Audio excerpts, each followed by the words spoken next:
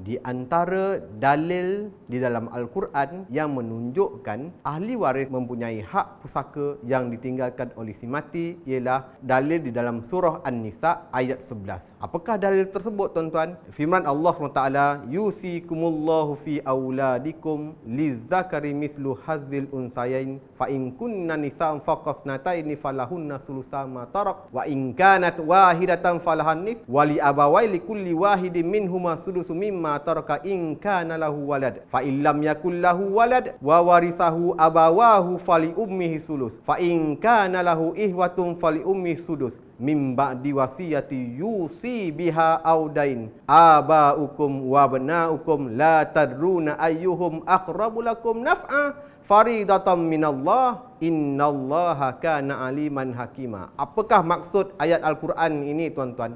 Ini merupakan dalil utama yang menunjukkan ahli waris yang mendapat hak pusaka. Allah telah perintahkan kamu mengenai pembahagian harta pusaka anak-anak kamu, iaitu bahagian seorang anak lelaki menyamai bahagian dua anak perempuan. Lizzakari mislu hazil unsayain. Satu orang anak lelaki bersamaan dengan dua bahagian anak perempuan. Nak tunjukkan dekat sini, anak lelaki mendapat dua bahagian berbanding dengan anak perempuan. Ini dalil yang menunjukkan hak anak lelaki dan anak perempuan dalam mewarisi harta pusaka semati. Dan seterusnya, di dalam ayat Al-Quran ini disebutkan dalil tentang anak perempuan yang ditinggalkan oleh semati. Di dalam ayat Al-Quran ini disebutkan anak perempuan semati, jika bilangannya ramai, maka dia akan mendapat 2/3 bahagian, dan jika seorang, dia akan mendapat 1/2 bahagian. Apa dalilnya? Fa in kunna nisa'an faqasnataini falahunna sulusa ma tarak wa in kanat wahidatan falahan nis. Dalil yang menunjukkan bahagian anak perempuan. Terusnya di dalam ayat ini juga ada disebutkan dalil bagi kedua ibu bapa. Wali abawai likulli wahidin minhuma sudusu mimma taraka in kana lahu walad fa illam yakul lahu waladu wa warisahu abawahu fali ummi sulus fa in kana lahu ihwatun fali ummi sudus. Apa maksudnya? Jika seseorang itu meninggal dunia, dia meninggalkan kedua ibu bapanya, ibu dan bapanya masih hidup lagi, maka ibu dan bapanya mendapat hak harta pusaka. Berapakah bahagian yang disebutkan di dalam dalil ayat Al-Quran ini? Mereka kedua ibu bapa, setiap seorang akan mendapat 1/6 bahagian.